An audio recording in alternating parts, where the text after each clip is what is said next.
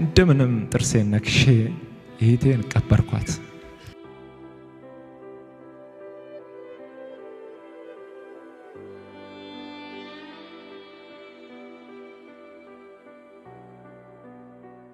በዚህ ዘመን ኢትዮጵያ ውስጥ ሰው በሚጣላበት ክርስቲያን ወንድማማቾች በማንዋደድበት ሃይማኖት ሳትለይ ዘር ሳትለይ ቦታ ሳትለይ በዚህ ምድር ላይ ስላሳየው ፍቅር ስለሰራው ስራ መቼ እግዚአብሔር በሰማይ ዋጋህን በትልቁ ቢከፍልም በጣም እንደማከብር እንደምወድህና እግዚአብሔር ይባርክ ማለት ነው።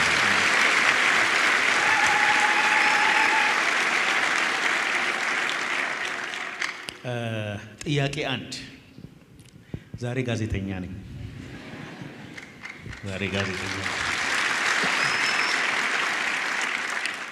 አንተ የምትሰራውን ስራ ለመስራት ሰው ዝም ብሎ ከመሬት ተነስቶ መስራት አይቻልም። የሆነ ቦታ ላይ ተነክተሃል፣ የሆነ ሰው ኢንስፓየር አድርጎሃል ወይ ደግሞ የሆነ ታሪክ ይኖራልና መጀመሪያ ይሄ መስጠት ለሰው መኖር ማካፈል ደግነት ከየት ነው የተማርከው? የት ነው ያገኘው? እንዴት እዚህ ነገር ውስጥ ልትገባ ቻልክ? እግዚአብሔር ሰው አመሰግናለሁ ስለ ጥያቄው። ከፈቀድክልኝ አንድ ነገር ብቻ ከጥያቄ ቀድሜ ልበል። እኔ እታያለሁ? እኔን የሚያዩ አይኖች፣ እኔን የሚያውቁ ሰዎች፣ ስለ እኔ ምንም የሚወራው ታሪክ የለም። ታሪክ የእግዚአብሔር ነው።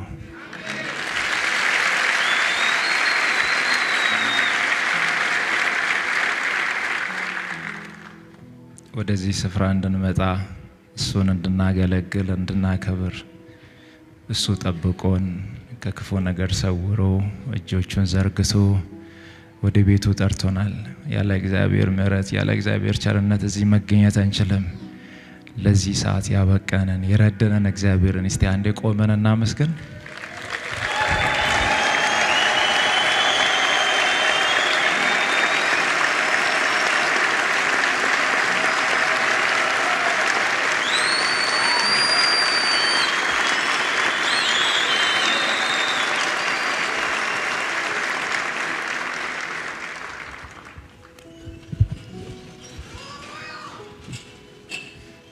እግዚአብሔር ካላከበረ ክብር ስለሌለ እግዚአብሔርን ካላከበርን ስለማንከብር ለእግዚአብሔር ክብር ስለሚገባው ነው። የእግዚአብሔር ሰው አንተን የመሰለ የእግዚአብሔር አገልጋይ እግዚአብሔር በዚህ ምድር ስለሰጠን እግዚአብሔርን አመሰግናለሁ።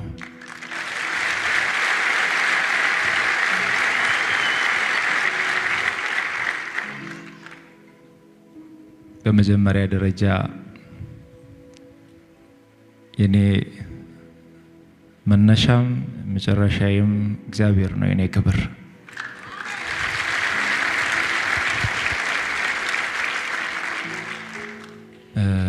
ይህንን አገልግሎት ሲጀምር እግዚአብሔር ስለመረጠኝ በእግዚአብሔር ጥሪ ነው። እኔ ፈልጌ ያገኘሁት አይደለም። ትንሽ ነገር ብቻ በዚህ ላይ እግዚአብሔር ሰው ስለጠየቀኝ ምላሽ የሚሰጠው ለእናንተም ትምህርት ከሆነ እንድትቀበሉ። እኔ በቤተሰብ የኔ ታላላቆች አሉ 3 ወንድሞች፣ እኔ 4ኛ ታናሽ ነኝ። እድሜን በርግጥ ስንት እንደሆነ በደንብ ላይ ይቻል አቅም ታላቅ ወንድሜ እዚህ ስላለ እሱ ሊያውቅ ይችላል። እናታችን እጅግ በጣም ደግ፣ ቅን፣ መልካም እናት አሉ። አሁንም በህይወት አሉ። አባቴም እግዚአብሔር ይመስገን በህይወት አለ።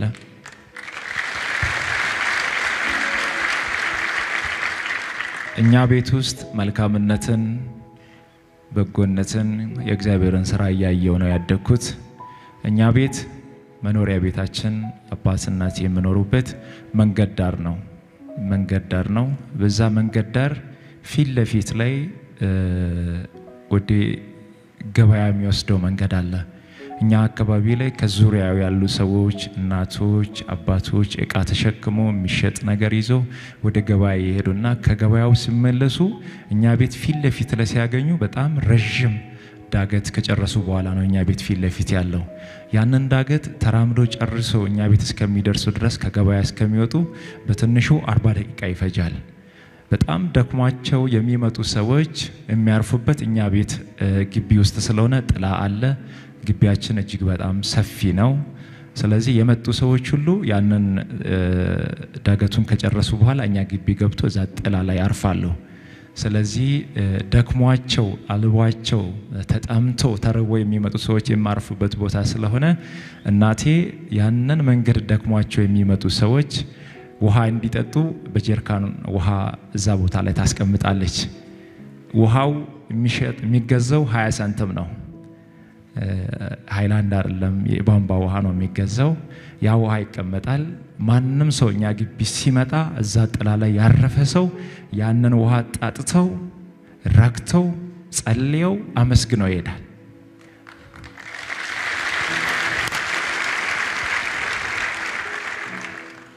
እናቴ በደንብ አስታውሳለሁ። በቤት ውስጥ ከውስጥ ሆና ከውጪ መጥተው ውሃ የሚጠጡ ሰዎች እናቴ የተራቡ ሰዎችን እንዲህ አይታ ነው መለየት የምትችለው። ይህ ጸጋ ተሰጥቷታል። የተቸገረውን ሰው እናቴ አይታ የመለየት ጸጋ ያላትና ውሃውን እየጠጡ አንዳንድ ጊዜ ተርባችሁ ታውቃላችሁ።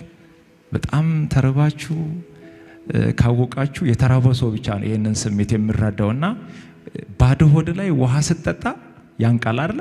አይወርድም ውሃው ራሱ እኮ ውሃውን ባዶ ሆድ ላይ ሲጠጣ ውሃው መውረድም ቢስል ያንን ሰው እናቴ ጠርታ ጓዳ ታስገበና ቆጮ ቅጣ ካለ እንጀራም ከሌላ ቆሎም እኛ ቤት በልቶ ጠግቦ ጠጥቶ ይወዳል።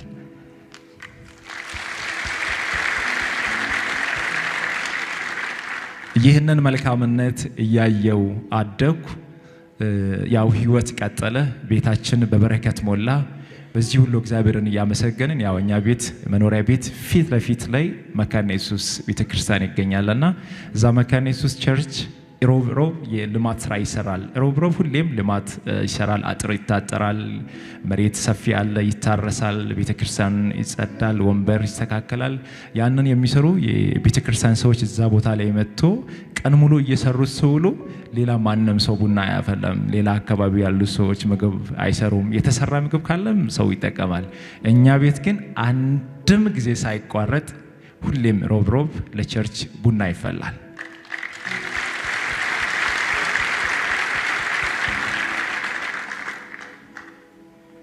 ከዛ እግዚአብሔርን እያገለገልን በእግዚአብሔር ቤት ነው ሁላችንም ያደግነው።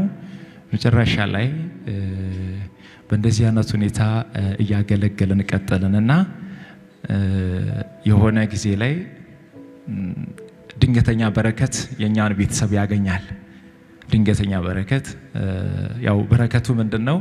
እኛ ቤት ቅድም እንዳልኳችሁ መንገድ ዳር ስለነበር ትልቅ መኖሪያ ቤት አለን፣ ሱቆች አሉ፣ ቡና አለ፣ ትልቅ ማሳ ነው ያለውና አንድ ይሄ አስፋልት መንገድ ሲያልፍ የኛን ማሳ ሙሉ በሙሉ አንስቶ አለፈ። መኖሪያ ቤቱን አነሳ፣ ሱቆቹን አነሳ፣ የክራይ ቤቶችን አነሳ፣ ቡና ተነሳ። ያለው ነገር ሁሉ ሲነሳ እዛኔ ክፍያ ይከፈላልና ብዙ ሚሊዮን ብሮች ይከፈላሉ።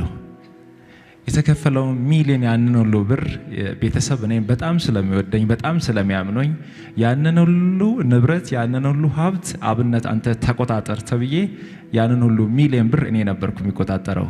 እኔ ሰርቼ ባመጣሁት ነው ለቤተሰብ የሚያስፈልገውና መንገር ማደርገው። ብዙ መኪናዎች ነበሩ፣ ብዙ ቤቶች ነበሩ፣ ብዙ ንብረት ነበር፣ ብዙ ሞተር ሳይክሎች ነበሩ። እግዚአብሔር ይመስገን ጥሩ ሁኔታ ለእግዚአብሔር ባረከኝና ትንሽ በሀብት ተመካው። ሁሉ ነገር በአንዴ ሲመጣ አስቸጋሪ ነው። አንድ ጊዜ መኪናውን ወስጄ አንዱን አቆምና ሲደብረኝ ሌላውን መኪና አስነስቼ ሄዳለሁ። መኪናውን የሆነ ሳለ አምጥቼ አቆምና ሞተር ሳይክሉን አስነስቼ ሄዳለሁ። እግዚአብሔር አይቶ ይህ ገንዘብ ሊያጠፋኝ እንደሆነ ተረዳና 6 ወር አልሞላም አረጋጋው። ሀብቱ ተረጋጋ፣ መስማር እንዲይዝ አደረገ ማለት ነው። ሀብቱ ተረጋጋ ስላችሁ መኪናዎች፣ ቤቶች፣ ሞተር ሳይክሎች፣ ብዙ ንብረት በአንዴ ዜሮ ሆነ። ዜሮ ሲሆን ቤት ገባው። እኔ ቤት ገባውና ያው ከስሬ ማለት ነው። ምንም ነገር የለም፣ ባዶ ነው። በእኔ ምክንያት ቤተሰብ አንገት ደፋ። ወንድሞቼን አንገት አስደፋው። እናቴን አባቴን አንገት አስደፋው። እኔም አንገት ደፋው። እንደው አንገት ደፍቼ ብቻ ቢቀር ምን ችግር አለ? ከተማ እየወጣው ከጓደኛ ጋር ሻይ ቡና እያልኩ አንገት መድፋት እኮ አንዳንዴ ጥሩ ነው። ለብሳችሁ መውጣት፣ ለብሳችሁ ከጓደኛ ጋር ለብሳችሁ ለቅሳችሁ ሰርግ መሄድ እኮ ጥሩ ነው። የኔ በጣም ከባዱ ቻሌንጅ አንገት መድፋት ጥግ ያለኝ ሁሉ ነገር ሲያልቅ ልብስ አውጥቼ እሸጣለሁ። ሱሪ 50 ብር እሸጣለሁ። ጂፓስ እሸጣለሁ። አልጋ እሸጣለሁ። ሁሉ ነገር አለቀና ግራ ገባኝ። በሆነ አጋጣሚ ላይ ወንድሞቼ 50 ብር ከሰጡኝ በጣም ደስ ብሎኝ ትላንት በነበረኝ ሀብት በነበረ ሰዓት ላይ የነበረኝ ጓደኞቼን ፈልጋቸው ሄድና ያችን 50 ብር እነሱ ሻይ ቡናውን ተጠቅሞ ምግብ በልተው ከጨረሱ በኋላ 50 ብር ምን መጠቀም እንደምችል በደንብ አጣርቼ ሻይ ቡና ጣጥተው ምግብ በልተው ጨርሰው ጥግ ላይ በተቀመጡበት እኔ መጣና ጥግ ላይ ቁጭ ብዬ መኪያቶ ብያዛለሁ። ከነሱ ጋር እኩል ከተጠጣው ከተጠቀሙ ይሄ ገንዘብ አዋጥቶ መክፈል አለ አይደለ? ያንን መክፈል አልችልማ። 50 ብር ብቻ ናት ያለች። እሱንም ልብስ ሽጬ ያመጣሁት ማለት ነው። በጣም በከባድ ስቃይ ውስጥ ገባውና ተስፋ መቁረጥ ጀመርኩኝ። ቤት ገባው። ቤት መኖር ጀመርኩ ለአንድ ዓመት። ከየት ወርጄ ነው? ከዛ ላይ እነዛ መኪናዎች እነዛ ንብረት ሁሉ ነገር ከእጄ ተበትነው በዛ ሁሉ ስቃይ ውስጥ እያለው ተስፋ ቆርጬ ቤት ተደብቄ እያለው በካንሰር ታመምኩ። አሁን ደህና ነኝ እኮ እግዚአብሔር ይመስገን።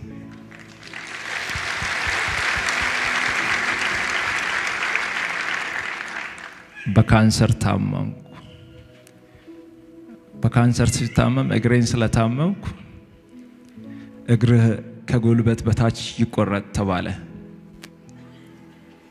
እግሬማ አይቆረጥም ብዬ ከእግዚአብሔር ጋር መነጋገር ጀመርኩ። እንዲህ ብዬ እግዚአብሔርን ጠየቅኩት፣ እግሬን የምትፈውስ ከሆነ በእነዚህ እግሮቼ ቆሜ አንተን አገለግላለሁ አልኩት።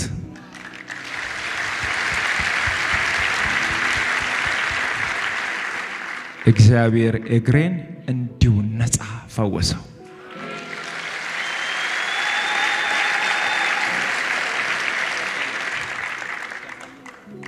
ሚታይ ከሆነ ይታያል። እዚህ ጋር የጠባስ ይሄኛው ቦታ ነው በካንሰር የታመምኩበትና ይሄኛው አሁንስ በስጋ ተሸፍኖ ደህና ነኝ። በዚህ እግር ዘላለሁ፣ እንቀሳቀሳለሁ፣ ይሰራለሁ። ይሄኛው እግር ነበር ጠላት ይቆረጥ ያለው። እግዚአብሔር ግን አይቻልም ብሎ ከለከለው።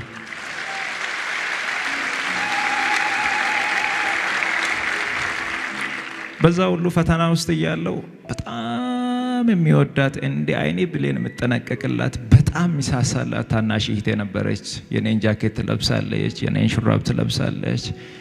በቃ እኔ የሚያደርገውን ነገር ነው የምትለብሰው። በጣም ነው የምወዳት፣ በጣም ነው በቃ ጥሩ ቦታ የሚሰጣት። እሷን በጣም ትወደኛለች። ቤተሰቤ በጣም በቃ ሁሉም ነው የምንወዳትና አንድ ቀን የሆነች የሻይ ቡና ብር ማዘር ሰታኝ ያችን ሻይ ቡና ብር ይዤ የሆነ ሆቴል ላይ ቁጭ አልኩና ደወለች እኔ ጋር። ማሙሽ ነው የምትለኝ። ማሙሽ እንዴት ነህ ስትለኝ ደህና ነኝ አልኳት። ልብስ የለኝም እኮ ለምን አትገዛኝም አለች። ገንዘብ የለማ ልብስ ለመግዛትና ሆቴል ላይ ቁጭ ብያለሁ። ማዘር 100 ብር ሰታኝ ነበር በደንብ አስታውሳለሁ ጊዜውንና ልብስ ግዛልኝ ስትለኝ የሆነ ልብስ የሚሰሩ ነጋዴ ጓደኞች ስለነበሩ ከነሱ በዱቤ ለመቀበል እሷን ላለማሳዘን ስል ምንም ችግር የለም እኔ የኔ እናት እዛ መሳላ ነኝ ብዬ ቀጠርኳት። ከዛ ትመጣለች ብዬ ጠበቅኩ። ትመጣለች ብዬ ጠበቅኩ። ትመጣለች ብዬ ጠበቅኩ። ለካ እሷ አርፋለች እና እግዚአብሔር ይመስገን፣ እግዚአብሔር ይመስገን። ይሄ ማራፏን ሰማውና ሆስፒታል ሮጬ ሲደርስ የነበረው ትንሽ ትንቀሳቀስ ነበርና እጄ ላይ አረፈች። ሌላኛው ፈተና ገጠመኝ ማለት ነው። ከዛ በኋላ ራሴን አላቅም በብዙ መንገድ ተጎዳውና እንደምንም ጥርሴን ነክሼ እህቴን ቀበርኳት። እግዚአብሔርን ግን እንዲህ አልኩት፣ እህቴ ስትሞት በልብ መምታማ ነበር የሞተችው። ወንድሜ እዚህ ያለ ወንድሜ ነጋዴ ነው፣ ብር ያለው ሰው ነው። ወንድሜን ላለማስጨነቅ ምንም ነገር አልነገርኩትም።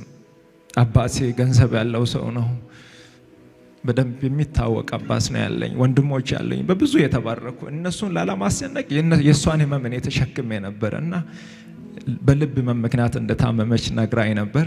ከዛሬ ነገ እግዚአብሔር ገንዘብ ሲሰጠኝ አሳክማታለሁ እያልኩ ሳላሳክማት አረፈች።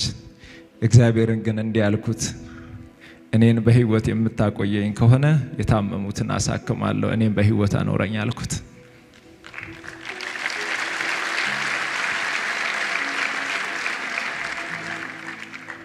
አንድ ግን ከኔ ያልተላቀቀ ከባድ ፈተና ነበር። በዛ ሁሉ መሃል ማጣት፣ አንገት መድፋት፣ ብቸኝነት፣ መራብ፣ መጠማት፣ መከፋት ከኔ ያልተለየም። ያ ሁሉ ፈተና ሲገጥመኝ ሁሉን ነገር ከጨረስኩ በኋላ አሁንም ለመመለስ በሰው ፊት መውጣት አልችልም።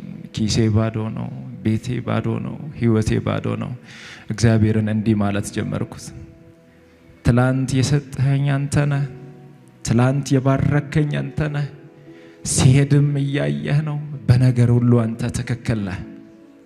ከዚህ በኋላ አንድ ነገር ልለምን፣ አንድ ነገር ልጠይቅ። እግዚአብሔር አምላክ ሆይ በሰጭነት በረከት ባርከኝ። እግዚአብሔር ሆይ ኪሴ ሙሉ ይሁን።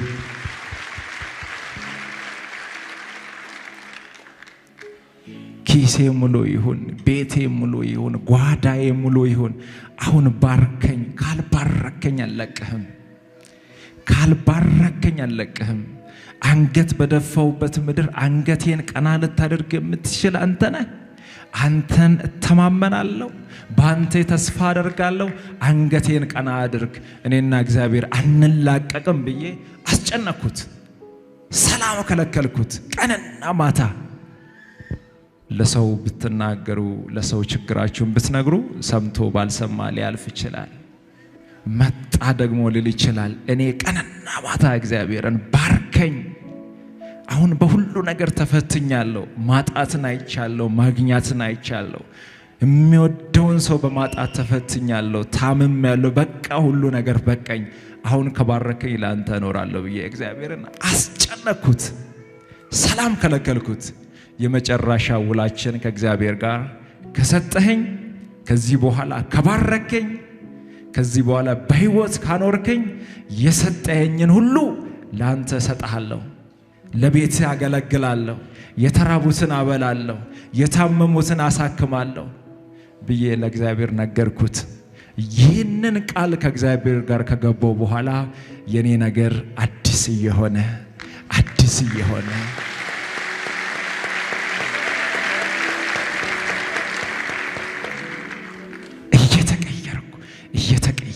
እየተቀየርኩ መጣሁ።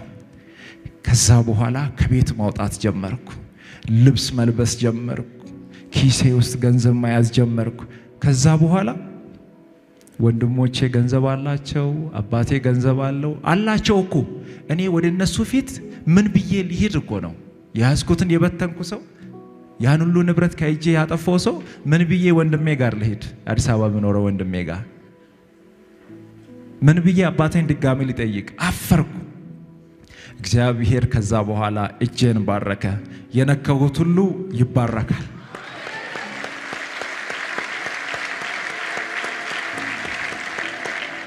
ይተርፋል ብዬ የሰራሁት ሁሉ በእጥፍ ይተርፋል።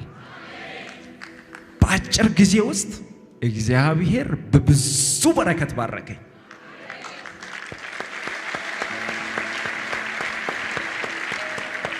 ብዙ ገንዘብ ማግኘት ጀመርኩ፣ ብዙ ንብረት መያዝ ጀመርኩ። ከዛ በኋላ እንዴት መጣ እንዴት ነበር ከየት ነው ይሄ የመጣው ብዬ ማሰብ ጀመርኩ። እንደ ትላንትናው መጥፋት አልፈልግማ። ከኔና ከእግዚአብሔር ጋር የነበረው ውል ምንድነው? ከሰጠኸኝ የሰጠኸኝን ሁሉንም ሰጥሃለሁ ነው። ከዛ በኋላ እግዚአብሔር ባረከኝ። ዛሬ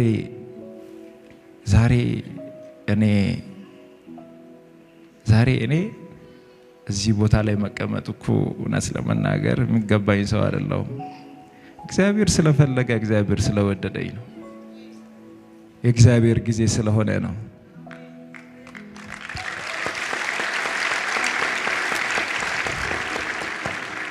የኔ እህቶች፣ የኔ ወንድሞች፣ የኔ እናቶች፣ አባቶች፣ የእግዚአብሔር ሰው አንተም ዛሬ የምታዩት አብነት፣ ዛሬ ብር የሚሰጥ አብነት፣ ዛሬ የታመሙትን የሚያሳክም አብነት፣ ዛሬ የተራቡትን የሚያበላ አብነት እግዚአብሔር ደካማውን አንስቶ መርዳት እንደሚችል ማሳያው ነው አብነት።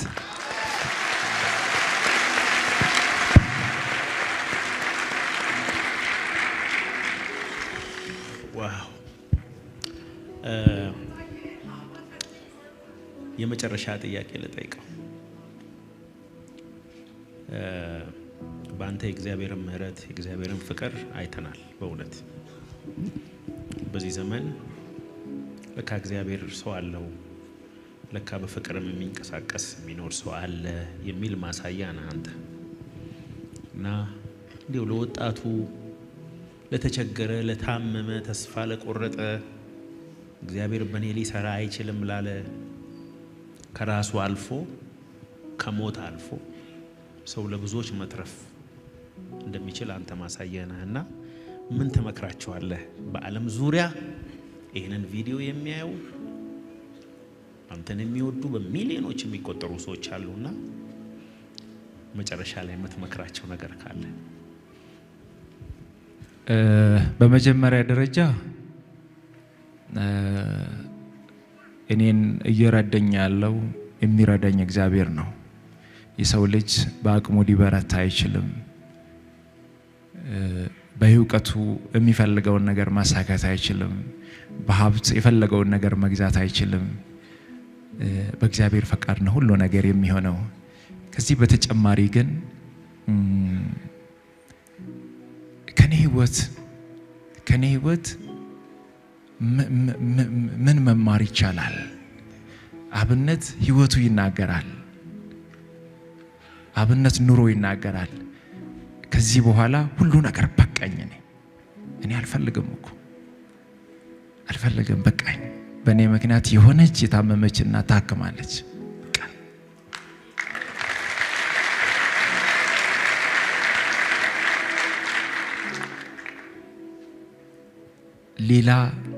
ሌላ ነገር እኔ አልፈልግም። ዘንጦ መልበስን አልፈልግም። ጥሩ ሆቴል መጠቀምን አልፈልግም።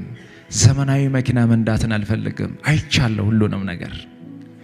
እኔ የሚፈልገው በዚህ ሰዓት ላይ ምንም ያላገለገልኩ ሰው ነኝ። ምንም ያልሰራው ሰው ነኝ። ገና ነኝ፣ ታች ነኝ።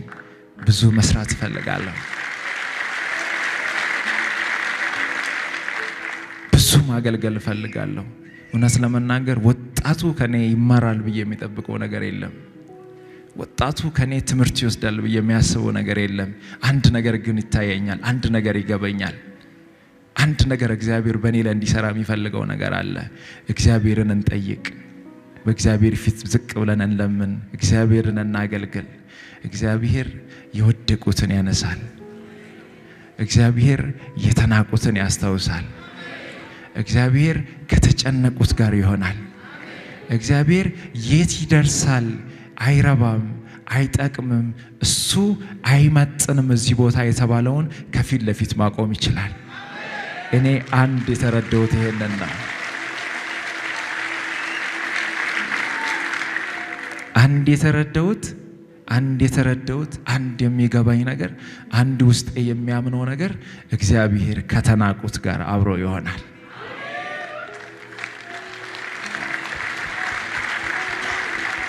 እግዚአብሔር የወደቁትን ያነሳል። እግዚአብሔር ሰው እኔ ከልቤ የማይጠፋው ቦረና የገጠመኝ ነገር ልንገር። ቦረና የሚባለውን አገር ሲሄድ በረሃብ የተጎዱ ወገኖች በዛ ጊዜ ላይ እንደው ከረደው እግዚአብሔር ከረደኝ እንደው 1 ደርዘን ሃይላንድ ውሃ ቢሰጣቸው ብዬ ነበር የሄድኩት። ታስተውሳላችሁ? የነካሁት ሁሉ ይባረክ ነበር።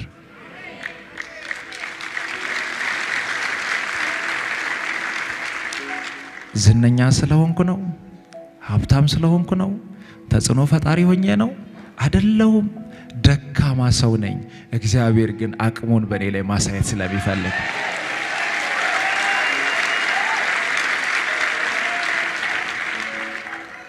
ጎፋ በመሬት መንሸራተት ምክንያት ያ ሁሉ ህዝብ ሲያልቅ አብነት እዛ ቦታ እንዳትገባ እንዳትረግጥ፣ ያ ቦታ ይሰምጣል፣ ትሞታለህ፣ ውጣ። እግዚአብሔር ሆይ እኔ እገባለሁ፣ አንተ ቀድመህ ግባ። እግዚአብሔር ሆይ የጎፋን ነገር ለአንተ አሳልፍ የሰጠው አንተ ተናገር። እዛ ቦታ ላይ የኔ ክብር እንዳይታይ ያንተ ክብር ከፍ ብሎ ይታይ። የኔ ስም እንዳይጠራ በኔ ላይ ያንተ ስም ይጠራ። የማገለግለው አገልግሎት፣ የሚሰራው ስራ፣ የኔ እንቅስቃሴ እውነት ነው የምላችሁ። አንዱም በኔ አቅም አይደለም፣ በእግዚአብሔር ነው።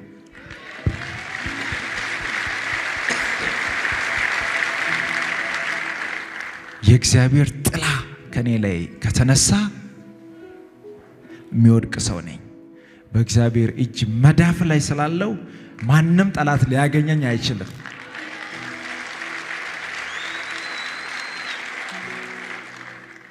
እኔ አንድ ልላችሁ የሚፈልገው ራሳችሁን ዝቅ አድርጉ። ያላችሁን ነገር ስጡ፣ ይሰጣችኋል። አገልግሉ፣ እግዚአብሔር የእናንተን ቤት ያገለግላል። ከኖራችሁለት እግዚአብሔር እናንተ ጋር ይኖራል። ባለፈው ቅርብ ጊዜ ላይ ታመምኩና ተስፋ ቆረጥኩ። እግዚአብሔር ሰው ካንተ አልጠብቅም፣ ከናንተ ባልጠብቅም ተስፋ ቆረጥኩ። ብዙ አመታት ታመሜያለሁ። መቀመጥ አልችልም፣ መቆም አልችልም፣ መስራት አልችልም። በጉልበቴ ተንበርክኬ ነው መኪና ውስጥ ረጅም መንገድ የሚሄደው። በጣም ከበድ ስለኝ ተኛውና ከባድ ጭንቀት ውስጥ ገባው። ከሰጠኝ ሁሉንም ሰጣለሁ ብዬ ያን ሁሉ ነገር ነግሬው እግዚአብሔር ባረከኝ። በብዙ በረከት በመጎስ ባረከኝ፣ በጸጋ ባረከኝ። መልካም ሰዎች እንዲከተሉኝ እንዲያግዙኝ አደረገ። እንደው እግዚአብሔር ሆይ ብጠራኝ እነዚህ ያንተ አገልጋዮችን እኔ ይዤ ነው የሚጠፋው። በሚሊዮኖች የሚቆጠሩ ሰዎች አገልግሎትን የሚደግፉ አሉ። እኔን አይደለም የሚከተሉት እኮ የራእዩ ባለቤቶች አሉ። ኢትዮጵያውያን አገር ውስጥ ያሉ ከሀገር ውጭ ያሉ በኔ ላይ የሚጸልዩ በኔ አገልግሎት ላይ ቀን ማታ የሚጸልዩ በእግዚአብሔር ፊት የሚያስቀምጡ። ጭንቀት ውስጥ ገባውና ወዲያውኑ ቲክቶክ አካውንቴ ላይ ወደ 4 ሚሊዮን የተጠጋ ተከታይ አለ። ፌስቡክ ላይ 1 ሚሊዮን ያለፈ አለ። ዩቲዩብ አለ፣ ኢንስታግራም አለ። እኔ ሲጠፋ ይሄ ህዝብ መጥፋት የለበትም። ካዜናዎችን ገዛውና አንደኛው ካዜና ላይ ሰው ጋር አስቀመጥኩና ኢሜሉን፣ አንደኛው ካዜና ላይ ሰው ጋር አስቀመጥኩና ፓስወርዱን፣ አንደኛው ካዜና ሰው ጋር አስቀመጥኩና ሲም ካርዱን የተከፈተበትን። እኔ ከሌለው እኔ ጋር ያሉ በጎ ልብ ያላቸው ሰዎች የእግዚአብሔርን አገልግሎት ያስቀጥላሉ። የኔ ተከታይ ከኔ ጋር እኩል አይሞት። እግዚአብሔርን ያገለግላል። የኔ ሚዲያ እግዚአብሔር ይመለክበታል። ይህንን ማስተካከል ጭንቀት ውስጥ ገባው። መኪና እጄ ላይ አለ፣ ዘመናዊ ስልኮች እጄ ላይ አሉ። እግዚአብሔር የባረከኝ በረከት እጄ ላይ አለ። ከሰጠኝ ሁሉንም ሰጣለሁ ብዬ ለእግዚአብሔር ነግሬዋለሁ። በጣም ከበድ እያለኝ ሲመጣ ቤተሰቤን ሰብሰብ አደረኩና ወንድሜ እዚህ ጋር ምስክር ነው፣ በድንገት ቢሞት እግዚአብሔር ለኔ የሰጠውን ሁሉንም ለድሃ ስጡ ካልሰጣችሁ በሰማይ በምድር እግዚአብሔር ይጠይቃችኋል ወንድሜ ብያለሁ አላልኩም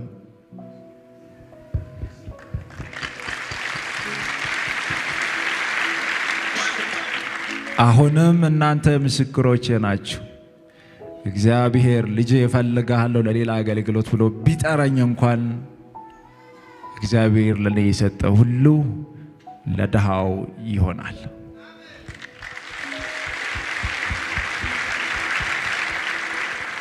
ታዲያ ከኔ ምን ተማራችሁ ገንዘብ አለ ስልጣን አለ ስም አለ ሁሉ ነገር የሚቀር ነው ሁሉ ነገር የምትተውት ነው የሆነ ጊዜ ከበድ ብሎ ሲመጣ የሆነ ጊዜ ጫንቋችሁ የሆነ ጊዜ ሁሉ ነገር ተሰብስቦ ሲመጣ ሁሉ ነገር አንድ ይሆናል የምንሄደው ወደ እግዚአብሔር ጋር ነው ያለንን ነገር ሰብስበን ወደ ሰማይ ይዘን አንሄድም የተሰጠን ኪሳችን ሙሉ የሆነው ቤታችን ሙሉ የሆነው አካውንታችን ሙሉ የሆነው እግዚአብሔር ለሌሎች ለሌላቸው እንድንሰጥ እንጂ እንድትጠቀሙበት አይደለም ባላደራዎች ናችሁ ለእግዚአብሔር ቤት የተሰጣችሁን ስጡ ዳውን መግቡ በየሆስፒታሉ ታሞ ገንዘብ በማጣት ምክንያት ለሚሞቱ ሰዎች ገንዘብ ስጡ ይታከሙ እግዚአብሔር ደግሞ በእጥፍ ይሰጣቸዋል የኔ ህይወት ነው በጣም ነው ማመሰግነህ ሰው የኖረውን ሲናገር በጣም ደስ ይላል በመድር ላይ እድለኛ ከሚባሉ ሰዎች አንዱ አንተ ነህ ምክንያቱም ሰው ሁሉ ለራሱ በሚኖርበት ዘመን ለሰው ለመኖር የእግዚአብሔር ጸጋ ይረዳ ሰው ስለሆንክ በጣም የምትገርም